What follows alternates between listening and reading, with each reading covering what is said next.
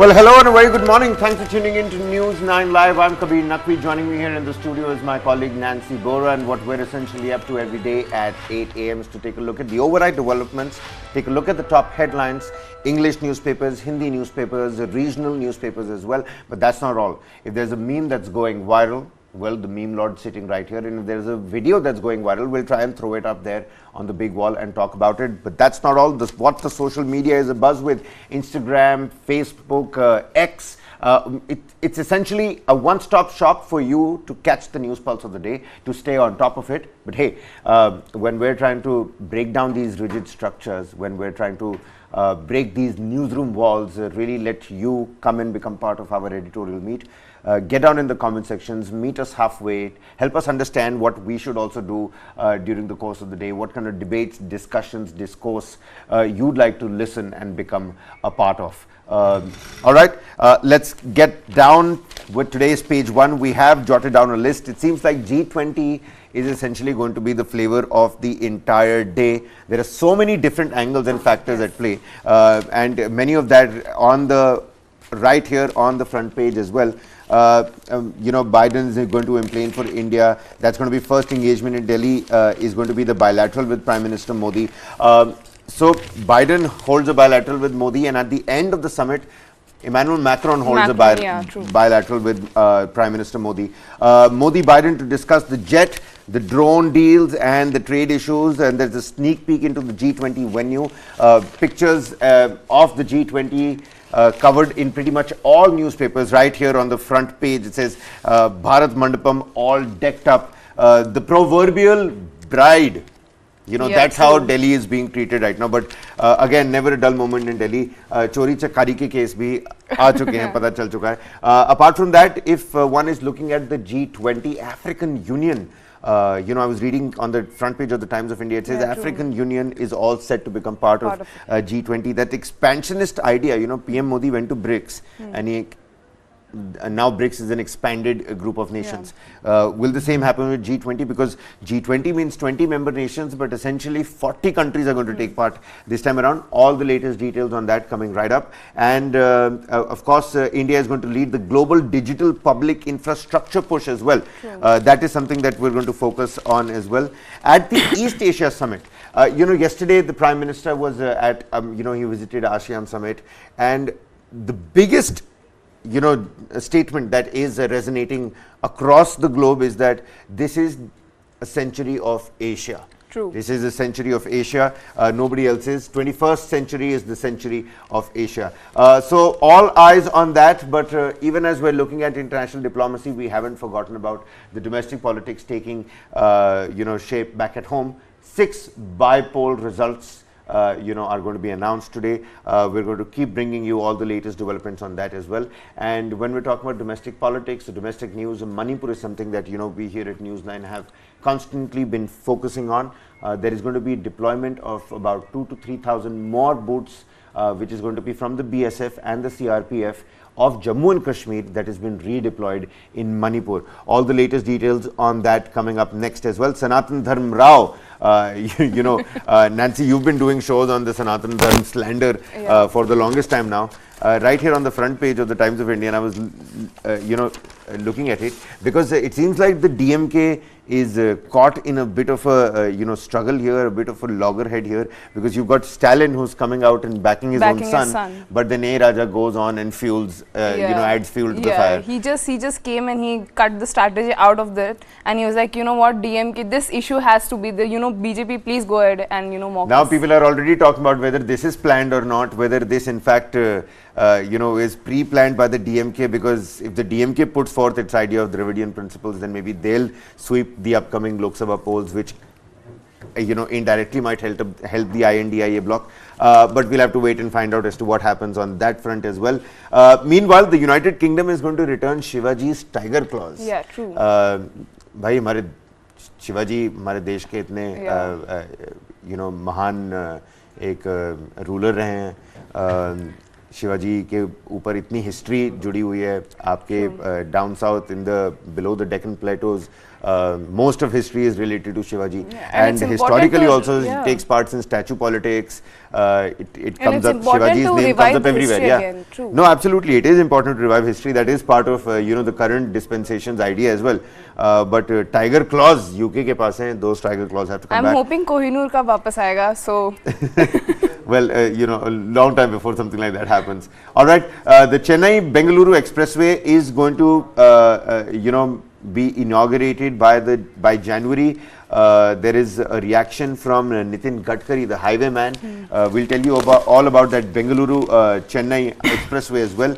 And the Jawan fever, ladies and gentlemen. Those of you caught it, caught it. Most of us here in the newsroom were busy with the G20 prep. And the various interviews that are coming our way. It's not easy to be in a newsroom around G20 time, let me tell you that. But most of them who were, who had the time, have gone out and watched Jawan. Mixed opinion, mixed reviews. Yeah. I think you'll probably have a better reaction to give. So we'll talk about that as well. And of course, we'll touch upon climate change. And when we're talking about climate change today, we'll talk about Hong Kong, ladies and gentlemen. The situation is not looking bright in Hong Kong. Massive floods and the devastation, destruction. Well, the details coming right up. But first and foremost, let's shift our focus to G20. It is in fact going to be Joe Biden who's on his way to Delhi. So much and so more that's already happening. Take a look.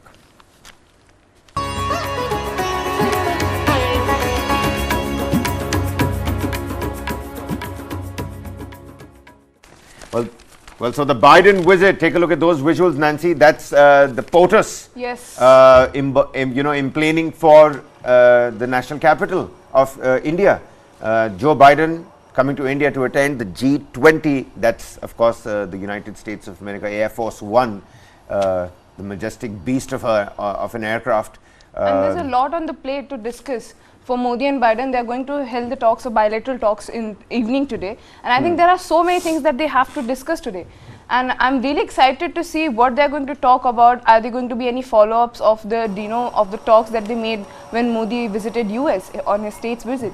Well, it seems like there are going to be, because the jet deals and the drone deals, they're all part of the deal. Now it says here, even as G20 is being decked up, deals and debates as G20 begins. India on promising growth path and strong domestic demand will be a buffer against external slowdown.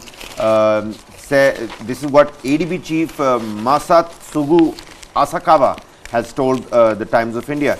But more than that, that growing bonhomie, because we saw the Prime Minister in ASEAN with Kamala Harris, and US has flown in the beast, is how the Tribune says it. It says the US has flown in 15 plus sorties to India just to ferry communication and security equipment, including presidential Cadillac, the beast. So the beast, the actual car of Joe Biden, the President of the United States, he travels in that super armored Cadillac. True. That has been flown in to Delhi. So the President of the United States is not going to travel in some Mercedes or some top level Maybach. He's going to be traveling in his own Cadillac, the Batmobile. But that's actually a good one. It is certainly a Batmobile. But like you pointed out, that Modi to host dinner for Biden this evening. A range of issues on the table. These range of issues, what are these issues essentially going to be like? The jet and drone deal certainly part, on there. It says growing ties, which is the message. Indo-US ties have soared in recent years, with two countries cooperating in a range of spheres, that they share common interests in the Indo-Pacific, where they are part of the Quad, and it is also a clear message to China, which has alarmed the region, including the South China Sea, with its aggressive behavior. So, apart from the jet deal, the transfer of technology and the drone deals, I think there is going to be clear focus on China, Nancy. And I think I'm more excited to, see what, they're going to talk about China, because if you see the history after, I think, the ties, India and US ties has always been like this. US's approach has always been, polarization in the country, because they have always approached India to, polarize it. But I think it's a good thing that India has always made sure that, we are not going to be a part of this. We need our strategic autonomy. And that they made it very clear when, the Russia-Ukraine war broke out. and the stand that India took in the whole war was so important, because they came up and they were like, what, we are not going to be a part of any ally, we are going to have trade deals with Russia. And I think Russia is also going to be an important, because the Black Sea grain deal is also on the pages, because US has been behind India to convince Moscow to not continue the grain deal again, so that that deal again takes place. And India has not done anything. The stand of India has been very neutral since day one, and I think US is very aware of that. But still it's interesting to see that in the bilateral talks, if China and Russia and these issues come up, what are they going to be, how are they going to pursue it, and what are they going to do for the future ties of India and US?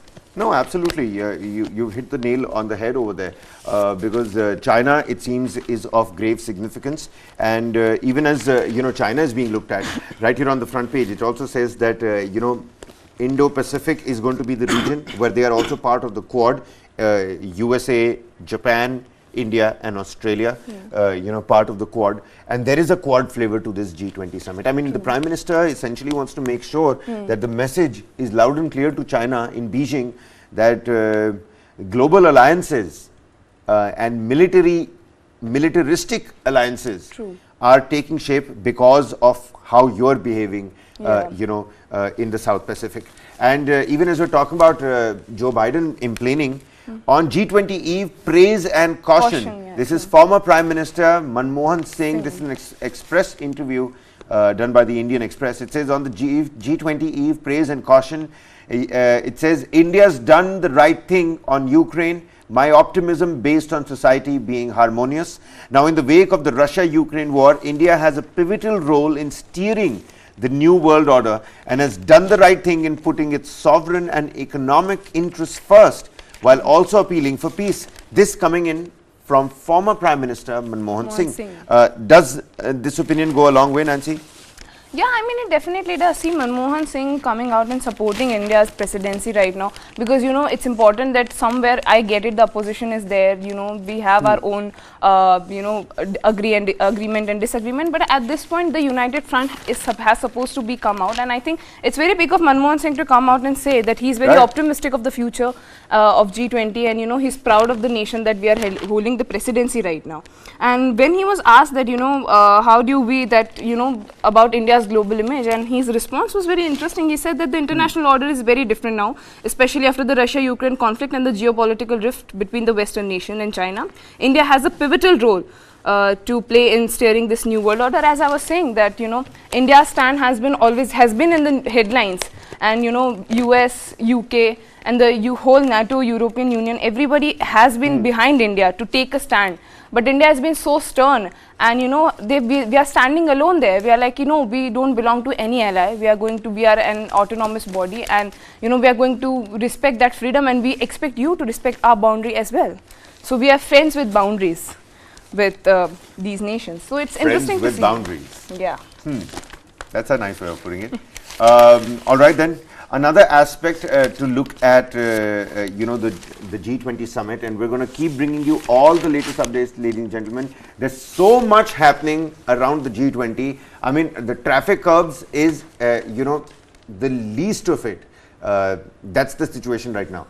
So much is happening. Various control rooms, the entire city that's been decked up. So many delegates that have already been, flown in, and we're getting constant visuals of that as well.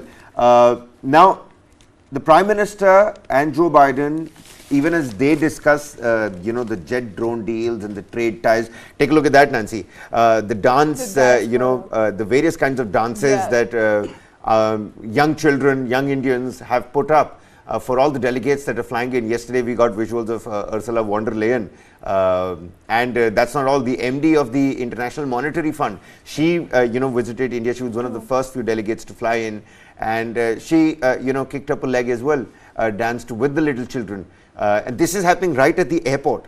And it's wonderful that every time, a delegate comes across, there's a full-blown performance. Not similar, it's always a different performance, and different cultures that have been put on display, different cultures of India that have been put on display. But coming back to what I was talking about, Modi-Biden discussion hota rahega. They're going to meet for a lunch, where where was I? For dinner.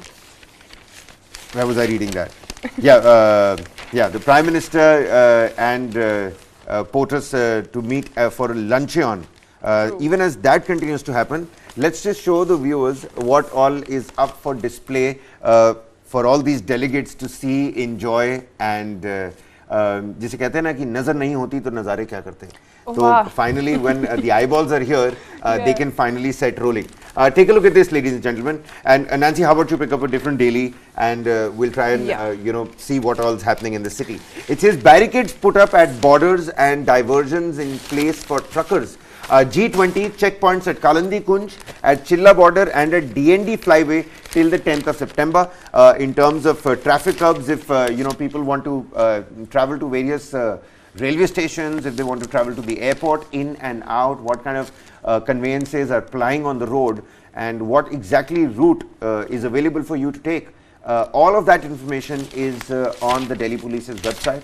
It is out there on various social media platforms. All you have to do is type lots and lots of information on the internet. It says many students from Delhi and private schools have called off their classes today, so children are enjoying themselves. Good news for them. Children are absolutely enjoying themselves. They're chilling back at home. They're so happy that G20 is happening. Trust me, ask a newsroom and you'll get a more honest opinion. All right, and now it also says here, with a new look gate, yes, Namaste signs and lights and a facelift done. There are proper Namaste signs, and inside underways there are lights of the tricolor, green, saffron and white lights in that particular order as well. Just looks beautiful. Everything is so. It's like a wedding. The whole Delhi has been like decorated like a bride. Noida and Ghaziabad, and it's so important to see that we are decorating it so much. It looks like a festival, and the airport looks like a red carpet. Everybody is coming in, and the PAPs are there and everything. It's so amazing and exciting to see. PAPs. Wait a minute. Is that a short form for the paparazzi? Oh my God, Kabir, you are old. The paparazzi is certainly there, and that's not all. The dances, the beautiful, dance performances. There's also a Nataraj statue at the airport that is also welcoming the delegates. So it's written there also. We have information of what's cooking for the G20 guests as well. Food safety and department to ensure the quality.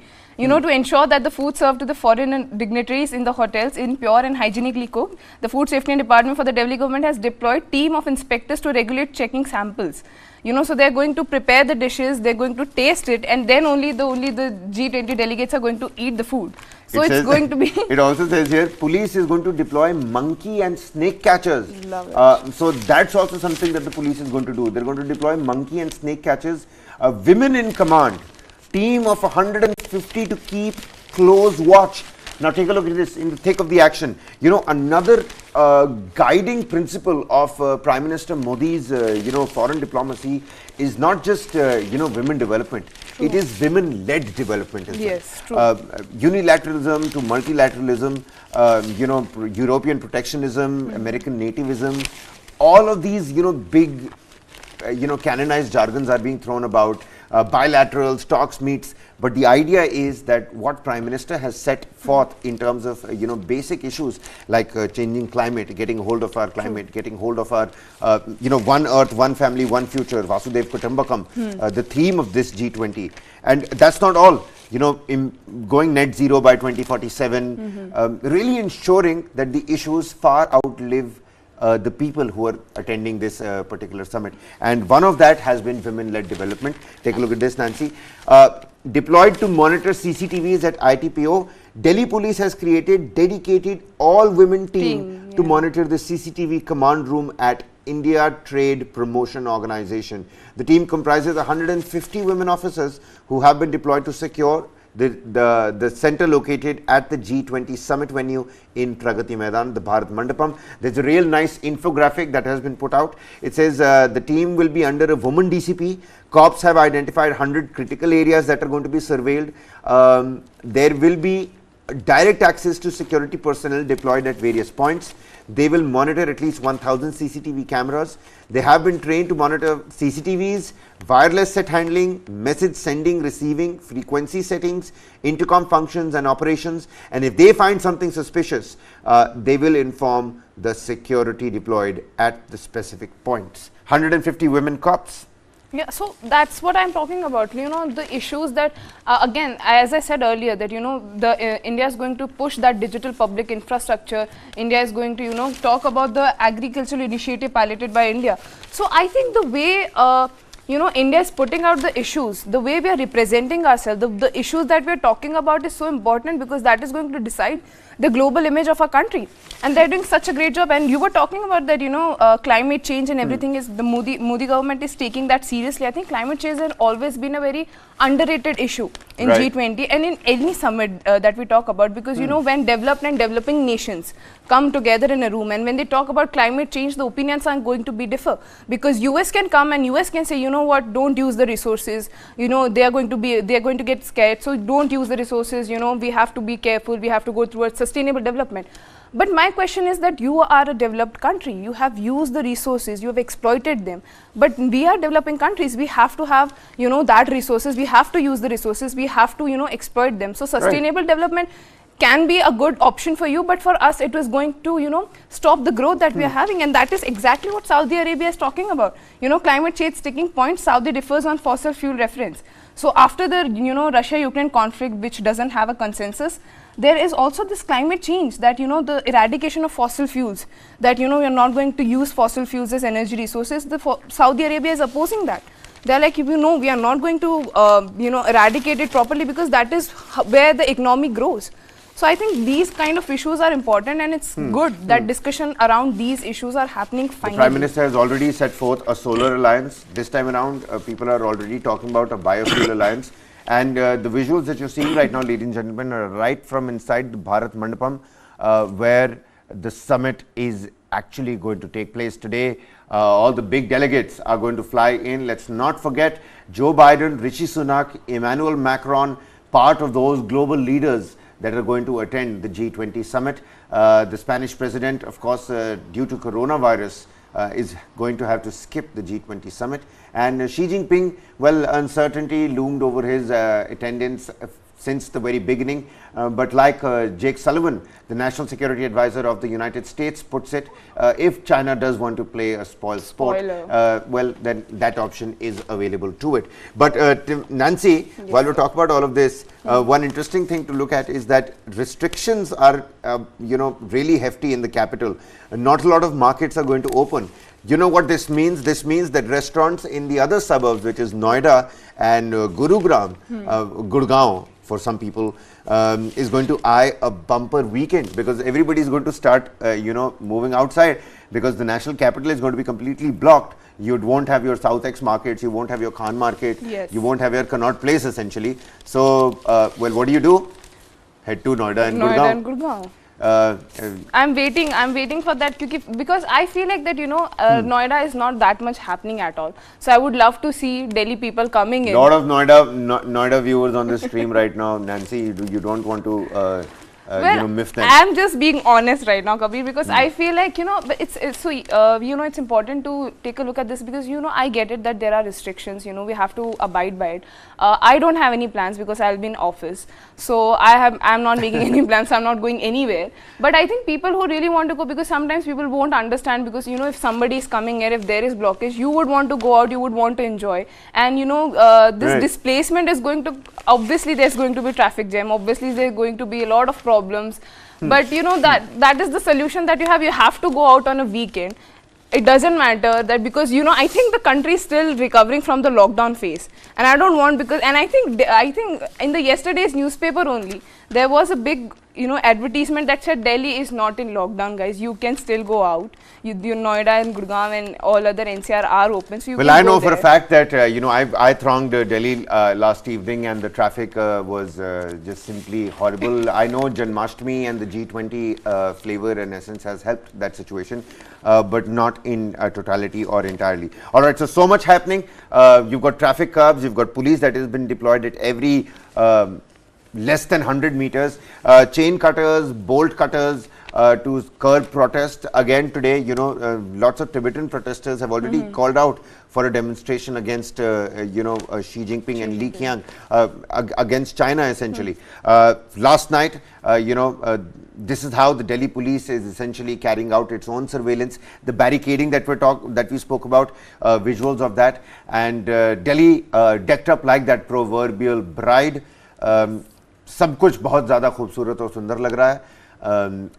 One is actually excited and proud that India has done all of this, and this is all permanent facelift for Delhiites. I mean, Delhiites will use these facilities and these roads for days to come. I hope that we maintain Meanwhile, the mayor, there's a reaction coming in from the mayor of the national capital. Let's quickly listen in to her.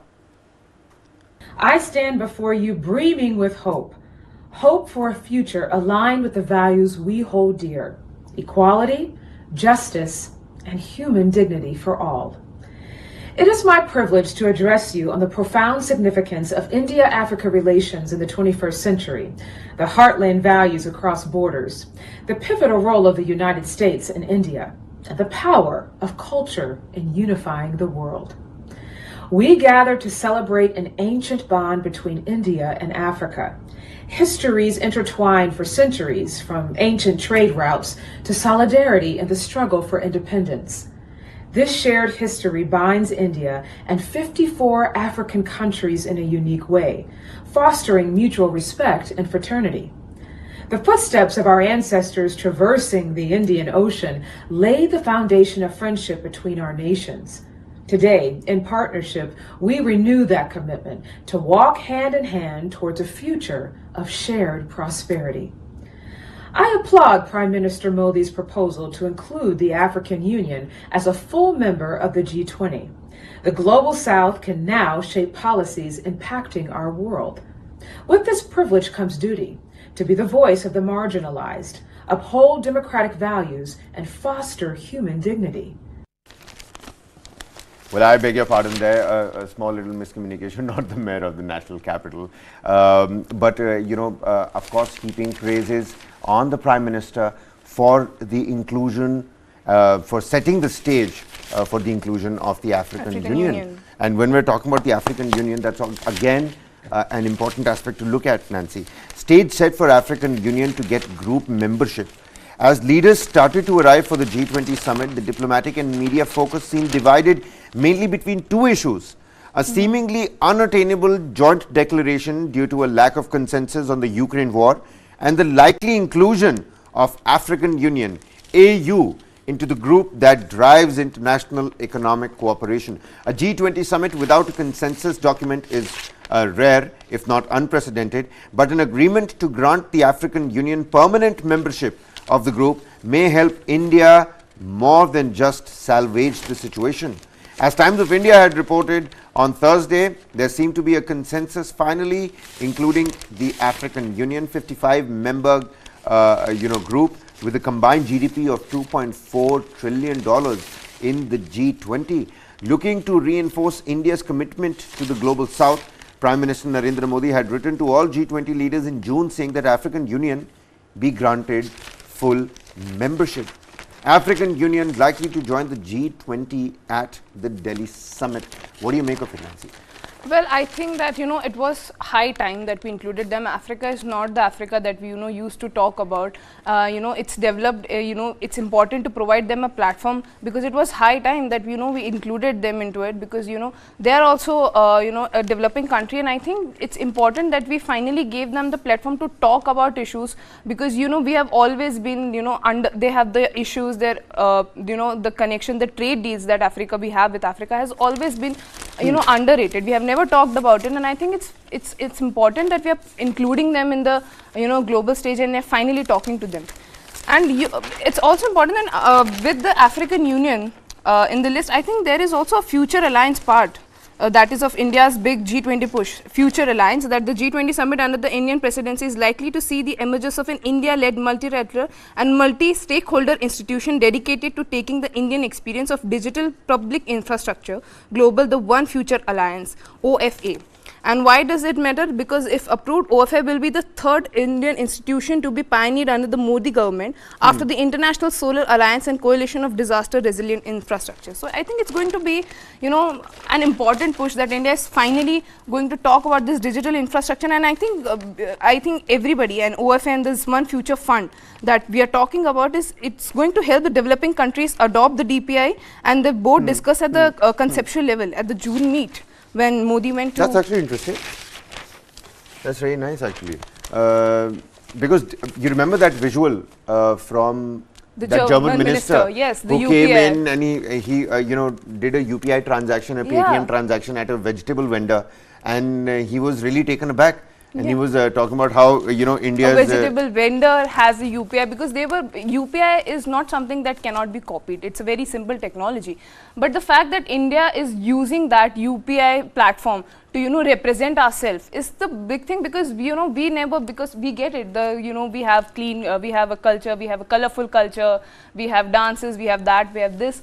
But we are also, you know, very much into, we have a digital public infrastructure, and I think it's an issue that nobody talks about, and it's very important, especially for the developing countries, to talk about issues like this, because, you know, it will give them a platform, it will give them a new market to explore. And I think, you know, India being the pioneer to, you know, propose this kind of, it's a very proud moment for India, for sure, that we are talking about issues, we are talking about initiatives that nobody has thought about. How are the youngsters looking at the G20 summit and this, you know, digital infrastructure push? It says here it will aim to build capacity, provide funding, offer technical assistance, and synergize global efforts in the digital public infrastructure, the DPI, which is, you know, part of that future alliance, which again is part of India's big G20 push. It is likely to be based in India and led by an Indian, but with the participation of other governments, private sector players, donors and civil society outfits. It is supplemented by a plan to build a global DPI, a global digital public infrastructure, a global DPI repository called the One Future Fund, with the aim of sharing practices and experiences of DPI development and deployment. Now, why does it matter? Because if approved, the One Future Alliance, the OFA, will be the third international institution to be pioneered under the Modi government after the International Solar Alliance and the Coalition of Disaster Resilient Infrastructure. I mean, you actually made that point, but now that I read it for myself, it's actually now weighing in on me, because the OFA, One Future Fund, the One Future Fund, a common international public infrastructure. True.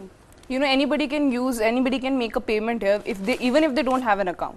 How amazing is that? How amazing is that going to be? Because the German minister can buy vegetables in India without having a bank. And you can go to Germany and pick up a German beer, you know, using your own digital interface. Yeah. Because it's common. It's common for all.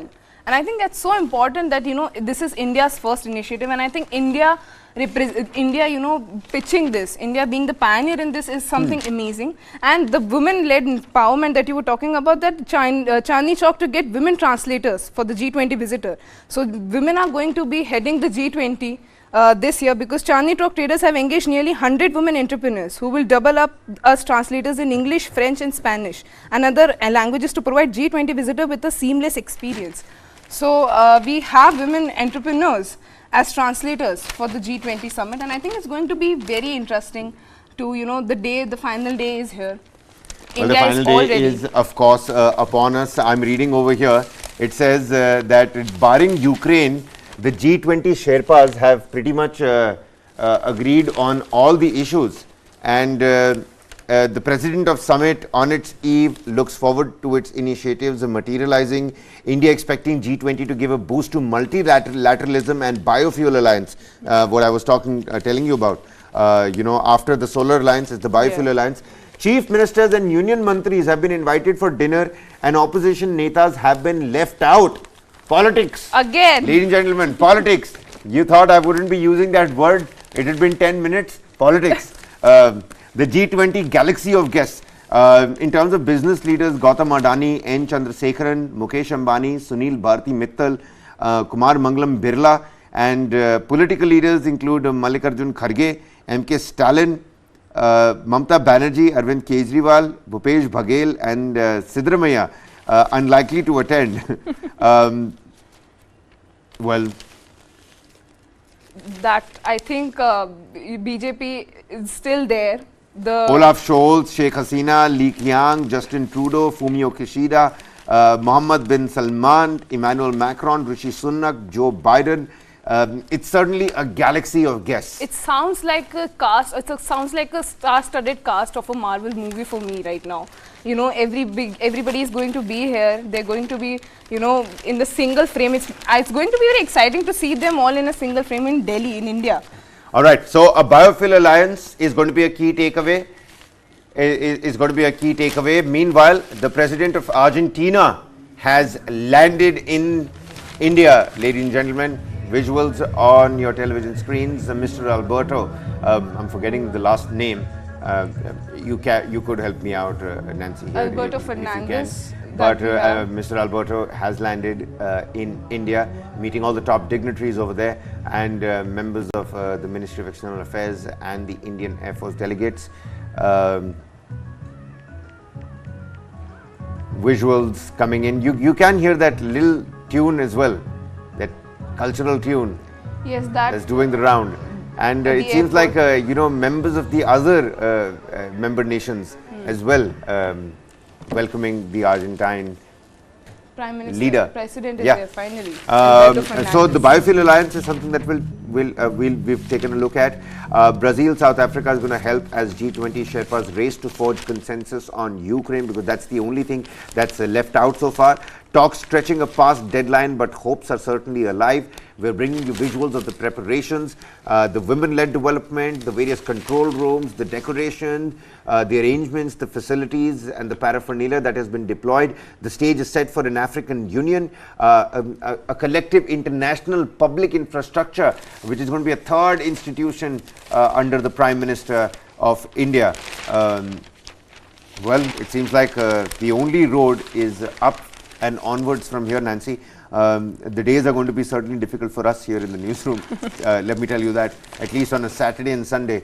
The weekend is going to be something like G20, that doesn't happen every now and then. True. So, you know, all eyes on no G20. complaints. And ladies and gentlemen, do continue to tune into News 9, because we're going to continue to bring you the latest details from, you know, sneak peeks to bilateral meets, two of them happening at the end with Emmanuel Macron, and of course today evening POTUS, Joe Biden, who's already on his way to India.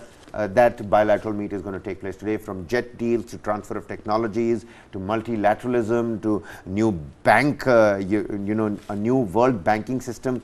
All of that is going to be spoken about, and let me tell you, Ukraine war is certainly going to be on that table as well. So is the China's behavior. All right, let's move on. Let's take a look at some, you know, the Prime Minister's message at the East Asia Summit as well. He was there yesterday. Yes. Power-packed schedule. You know, people say that the Prime Minister is away, you know, half of the time. Why don't you focus on politics back at home? But let me tell you, it's not easy. It's not easy. It's certainly not easy. You know, traveling back and forth like that, and right. you're talking about important issues at global level, and you're representing India, and he's doing that with so much, you know, I think he went to ASEAN, and everybody, you know, was waiting, you know, how is he going to come back? But you know, I think PM Modi is ahead of us. He's going. He has Modi Biden की मुलाकात आज जमीन से अंतरिक्ष तक की साझेदारी पर होगी नजर. But now that we have shifted our focus to ASEAN, right on top of it is a picture of you know, the leader of it seems of Malaysia, Prime Minister Modi letting out a laugh with Kamala Harris over there as well, because the Vice President of the United States represented Joe Biden at the ASEAN Summit. Yes. ASEAN India Summit, Modi ने कहा 21वीं सदी Asia की है, मिलकर बढ़ेंगे. True, and I think he has that urge, that Asian unity on territorial disputes as well, and he has given China a warning as well, because you know on that map, Rao. Yes, on that map, Rao, because China Rao. included Arunachal and the Aksai Chin after, you know, unilaterally naming those 11 places. Exactly, and Modi was like, this is not acceptable, guys. You know, he gave them you know, a slight message at the ASEAN. He said that the need of the hour is an Indo-Pacific where international law, including UNCLOS, applies equally to all countries, where there is freedom of navigation and overflight, where there is unimpeded law commerce. He has asked for it. He's like, no, this is not going, this is not okay. We Right. have to have some laws, we have to have some boundaries, and China, you better respect it. It says here that Quad leaders indirectly take a dig at China.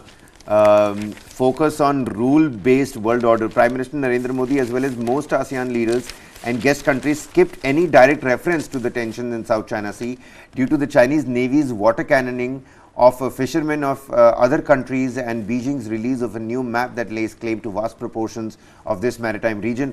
However, while speaking at the ASEAN-India Summit on Wednesday, Prime Minister Modi called for ensuring a free and open Indo-Pacific, which has been his focus for the longest time. And those are the visuals, him with the Indonesian leader, Joko Widodo, on the screen. Today's era is not of war, again reiterated by the Prime Minister, lists terrorism, extremism as bigger challenges in the region. Now, the leader of Bangladesh President, who is representing Sheikh Hasina, the Prime Minister of Bangladesh, said that Myanmar and the Rohingya Muslims is a refugees wala issue.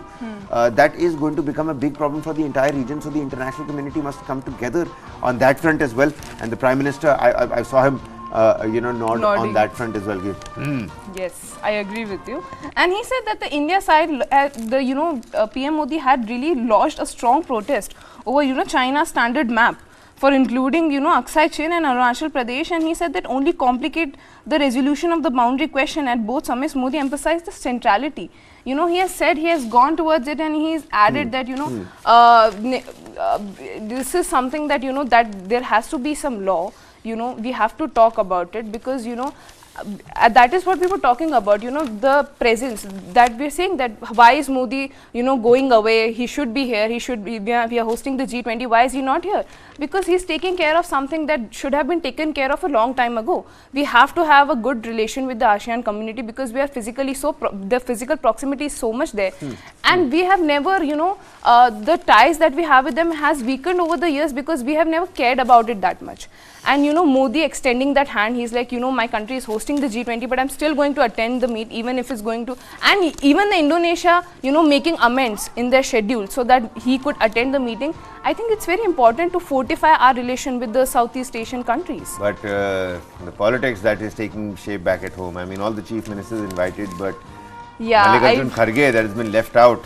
That is not going to go down well. One side we have Manmohan Singh finally supporting G20, and on the other hand we have boycott of the opposition. Being the foreign minister, I'm sure Manmohan Singh is the right person to be interviewed on that front as well. True. But take a look at this as well. Let's shift our focus. Another piece of diplomatic development, political developments taking shape back at home. As M.K. Stalin, the Sanatana Dharma slander that people just can't stop talking about, whether it was right, whether it was wrong. Do get down in the comment sections to all the viewers who are watching us right now, what your opinion on this matter is.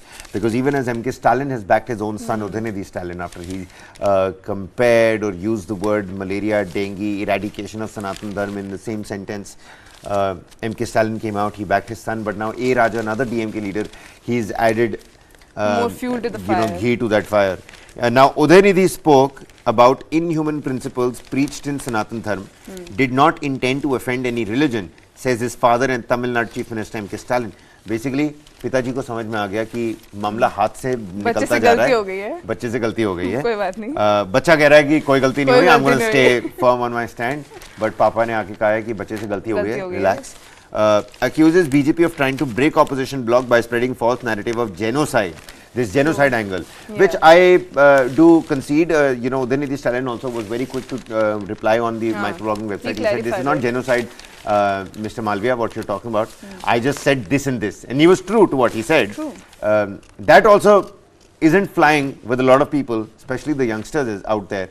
But at least he did not speak about a genocide. Now, Udhayanidhi says he is ready to face cases legally, claims Thiru Modi and company resorting to slander. Now, DMK's A. Raja says Udhayanidhi's remarks mild and soft. Sanatana Dharma should be regarded like HIV and leprosy that had social stigma. I don't understand the need for DMK to go out and say, I just don't understand this. What was he thinking when he made this comment? you know that when he compare, I think if you thought that it's soft and it's he went easy on it, if you think that that comment he is getting so much fire over, heat and fire over that, if you think that was a soft comment, if he's getting fire over it, why would you go ahead and say something more extreme? Why would you do that? Why would you give BJP the upper hand again and again? BJP calls Raja's remarks outrageous and vitriolic, says it shows deep-rooted Hindu phobia of India. One of those controversial letters of Udhayanidhi Stalin on your screens again. Why controversial? Well, because he's been an ardent supporter and a staunch supporter of the Dravidian principles. He says, that there is no equality in the caste system that has been put out due to, the Sanatana Dharma religion. And that is something that hierarchical and I think misfit is something that he's trying to challenge. True, and I think it's so interesting to see that Udhayanidhi Stalin is just not backing out. He's hitting back at BJP. He's hitting back. Now the politics is interesting. Why, Nancy? Is because see, let us resolve to work for the that tweet. I couldn't read that in totality, but again, Udhayanidhi Stalin's tweet over there, and the Congress has now disagreed with Raja. So DMK not in agreement with the Congress on this front. It's embarrassing for the India bloc now, because first they were distancing themselves, first they were being diplomatic. After I think A. Raja's comment, Congress is very much clear that, oh my God, we don't associate with them, please, we don't agree with them. And I think that we are talking about this thing, and Udhayanidhi Stalin is just not backing out. He said that he has targeted PM Modi, and he's saying, afraid of facing questions about the Manipur violence, the Prime Minister Modi is globe-trotting with his friend Gautam Adani. The fact is that the ignorance of people is the capital of the theoretical politics. So Mr. Udhayanidhi Stalin is not backing out. He is saying that I am the political heir of Annadurai and I am not enemy of any religion. But he came out and he accused the BJP of using the issue to divert attention from the Manipur. Right. So he's hitting back. He's not backing down at all. He's like, what? If I have done something wrong, what about you guys? Yeah. And Papa on the other hand is saying, one side his father is apologizing for his actions, and one side we have Udhayanidhi Stalin, holding his stand. There are a couple of things that I want. There's a great, segue to go into a couple of stories here. We can of course also talk about the bypoll results, because we're talking about the upcoming elections. There are 7 bypoll election results that are expected today from 6 different states, ladies and gentlemen. Actually, you know what? Let's just talk about that, because I thought we could talk about Manipur as well, because Stalin is using Manipur to give it back to the BJP. Let's wait on that. Let's quickly talk about the elections, the 7 bypoll elections to those 6 states. Live updates. I'll just quickly read those out to you. This is a developing story, so of course you'll have to visit this again and again. But the situation at the moment, the results of bypolls for 7 assembly seats in 6 states are going to be announced today. These bypolls are seen as a significant test for the opposition alliance INDIA against the ruling BJP-led National Democratic Alliance, with implications for upcoming state elections and the 2024 Lok Sabha elections. The 7 assembly seats where bypolls were held were Bageshwar in Uttarakhand, Ghosi in Uttar Pradesh, Putapalli in Kerala, Dugpuri in West Bengal, Dumri in Jharkhand, and Boxanagar and Dhanpur in Tripura. These by-elections have witnessed a united front from the INDIA alliance in certain constituencies, notably Ghosi in Uttar Pradesh and Dumri in Jharkhand. Out of these 7 seats, 3 were previously held by the BJP and 1 each by the Samajwadi Party, CPIM, JMM, the Jharkhand Mukti Morcha, and the Congress. Now, as of right now, in the Jharkhand Dumri bypoll, counting of votes begins with a slight delay, according to the news agency PTI. Began with a few minutes after 8 a.m. for the by-election of Dumri Assembly seat in Jharkhand's Giridh district amid tight security. The delay of around 10 minutes happened as official formalities took some time to complete amid heavy rains in the area. So, Jharkhand mein barsat ho rahi hai, even as we're learning about that Dumri bypoll. Now, in Uttar Pradesh's Ghosi bypoll, Nancy, BJP will win with majority, says Dara Singh Chauhan.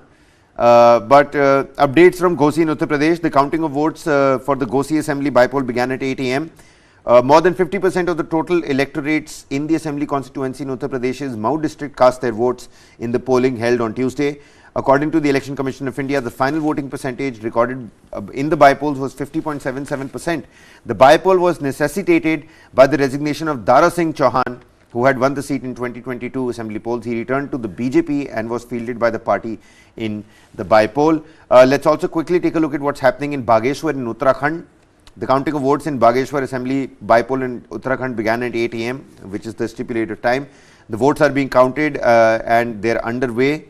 Polling was held on the 5th of September, 55.44% voter turnout. The seat fell vacant after the death of MLA and Cabinet Minister Chandan Ram Das. Meanwhile, counting of votes begins in Tripura's Dhanpur assembly.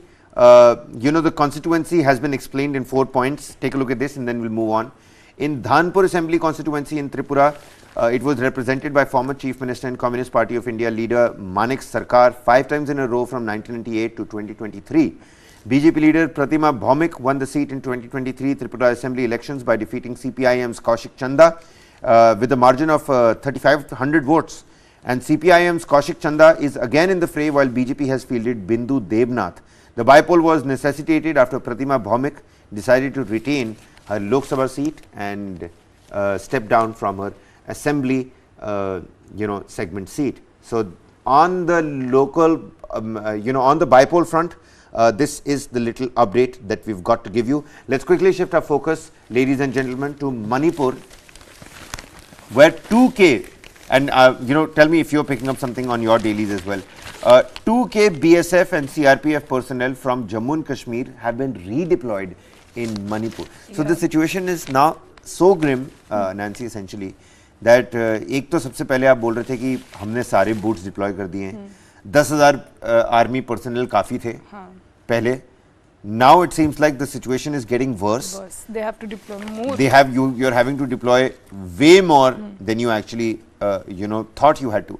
Several companies of paramilitary personnel have been moved from J&K to Strifton, Manipur as part of the redeployment exercise, meant to provide a security cushion for the BJP-led state government to rehabilitate and resettle 50,000 odd internally displaced people. 50,000 internally displaced log. When Manipur is being talked about, of course it's a very sensitive issue. You can't understand Manipur. I'm sure people who are living in Manipur are also still trying to grapple and grasp what's really happening. Every now and then a curfew is pushed back, there is firing, tear gas, shelling, sophisticated weaponry, narco terror. But Baki Janta, the public across the length and breadth of the country, how are they perceiving Manipur is also important for one to note. How is the youth looking at Manipur, Nancy? Are they even talking about it? Yeah, they are definitely talking about it. I think we started reporting Manipur way before. I think at that time nobody was talking about it. But I would tell you there was a specific incident where a video went viral of a woman of when she was paraded in Manipur. I think that struck a chord with everybody and they were like, oh my god, situation is going so out of hand. And this is not the first time that ethnic violence in Manipur has been broken out. But now that even the European Union is talking about it, UN is talking about it. So at that time, as a young person, we have always ignored Northeastern, even if we try to if we try to how much we cover it up. Northeastern states have always been avoided, have always been underrated. So I think what is happening in Manipur is very important for us to talk about it, because there have been questions about the Biren Singh government. Why is it taking so much long for Biren Singh to control the situation right now? Because deploying more and more security personnel is not helping, I think, because fresh violence in Bishnupur broke out recently. Last month the center sent 10 companies of the CRPF, BSF and SSB and ITBP to the state after the violence flared up again. So I mean, we can deploy as many security forces in the Manipur, but I don't think this is going to help. I think the government really needs to take a look at it and get to the root cause of the violence that is happening in the state. Absolutely. We'll have to wait and find out as to what kind of developments take place today. At again 6 p.m. to 7 p.m. you can count on News 9 to bring you a balanced perspective, a balanced debate on this. It seems like that's all the time we have for you in this edition of today's Page One. There's a lot of stories that of course we did miss out on, and we will continue to bring you the latest details on that. But even as we leave, let's quickly just throw some light on Rahul Gandhi, Yes. who's in Europe himself. He's spoken to the European Parliament members in Brussels, and the Congress leader Rahul Gandhi, and I'm reading an e-copy of India Today here. It says Congress leader Rahul Gandhi marked the start of his 3-nation European tour on Thursday. He met with some members of the European Parliament. Now, Congress leader Rahul Gandhi held closed-door meetings with some of the European Parliament members of European Parliaments in Brussels on Thursday, marking the start of his 3-nation European tour. According to sources, the human rights situation in Manipur was among the topics that were raised during his meetings in the Belgian capital. Now, this comes against the backdrop of a resolution entitled India, the Situation in Manipur, which had been adopted by the European Parliament in July, to which the central government came and said, well, why don't you focus on your own issues? This is something that is India's own internal matter. Now, the discussions in Brussels, which were not listed on the official parliamentary agenda of the day, were described as successful by opposition party sources. What's more is that Rahul Gandhi is now next going to leave for France after meeting the diaspora in Brussels, after meeting the members of the European Parliament in Brussels. Rahul Gandhi is next going to meet the diaspora and move towards France next, which is the second European nation of his 3-nation European tour, Nancy. Yes, and on Saturday he's expected to hold a meeting with the French parliamentaries, and he's going to interact with the students at the Sciences of Po University before leaving for the Netherlands on Sunday. So even he's giving a tough competition to Modi. I feel he also have a packed schedule, and he's going out there, he's talking to people, and talking about issues like Manipur, I think was quite a risky thing to do, because recently you always think with Rahul Gandhi, you just always think it's a risk that you're taking. He's going to go out there and say something, shoot himself in the foot, which is indirectly going to hurt the Congress party. But let's see. A lot of people saying that with the Bharat Jodo Yatra, there's a change, there's an image makeover on YouTube. You see how he's weaponizing social media to his advantage as well. So we'll have to wait and watch as to what happens on that front as well. Today, again, ladies and gentlemen, we're going to shift our focus to that Modi-Biden meet. What is going to be specifically on the agenda with the right kind of experts? That debate and discussion is coming to you in the afternoon. Next up, we're going to bring you developments from the world of business and consumer, and later on in the evening, all the international and top stories under the global lens, apart from Manipur, which we continue to discuss at 6, and the top South story at the South Indian with Sudha Sadanand, that happens at 5 p.m. Lots of other developments keep taking shape. That's all the time Nancy and I have for you. Keep watching News 9 Live. Don't go anywhere.